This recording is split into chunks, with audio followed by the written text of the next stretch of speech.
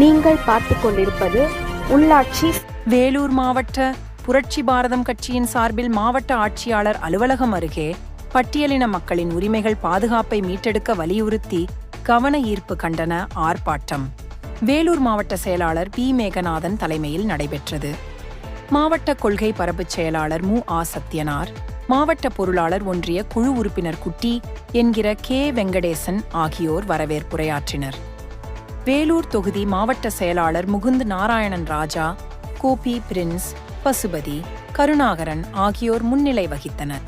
இந்த கண்டன ஆர்ப்பாட்டத்தில் புரட்சி பாரதம் கட்சி முதன்மை செயலாளர் டி. ருசேந்திரகுமார், மாநில செயலாளர் டி. கே. சீனிவாசன், மாநில துணை செயலாளர் கேட் கோபிநாத் ஆகியோர் கண்டன உரையாற்றினர்.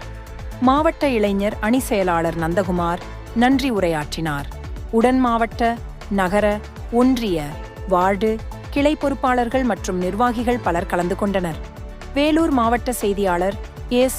சுதாகர். ஆணவ படுகொலைக்கான சட்டத்தை இந்த அரசு உடனடியாக நடைமுறைப்படுத்த வேண்டும். பட்டியலின மக்கள் பாதிக்கப்படுகின்ற இடத்திலெல்லாம் வன்கொடுமை தடுப்புச் சட்டத்தை முறையாக பயன்படுத்த வேண்டும்.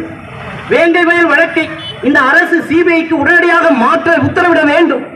பட்டியலின மக்களுக்கு எதிராக நடக்கின்ற வன்கொடுமைகளை இரும்பு கரம் கொண்டு அடக்கி பட்டியலின மக்களின் பாதுகாப்பை உறுதி செய்ய வேண்டும் என்று புரட்சி பாரத கட்சியின் சார்பாக நாங்கள் கோரிக்கை வைத்து விடைபெறுகின்றோம்.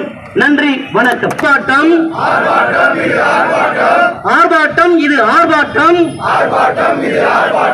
கவன ஈர்ப்பு ஆர்ப்பாட்டம், கவன ஈர்ப்பு ஆர்ப்பாட்டம்.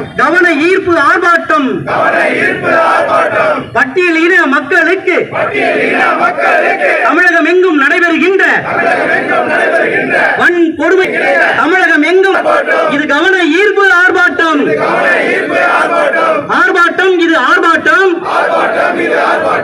கவன ஈர்ப்பு ஆர்ப்பாட்டம். பட்டியலின மக்களுக்கு தமிழகம் எங்கும் நடைபெறுகின்ற வன்கொடுமையை கண்டித்து புரட்சி பாரத சார்பினிலே ஜெகன் மூர்த்தியார் ஆணைக்கிணங்க தமிழகம் எங்கும் ஆர்ப்பாட்டம், கவன ஈர்ப்பு ஆர்ப்பாட்டம்.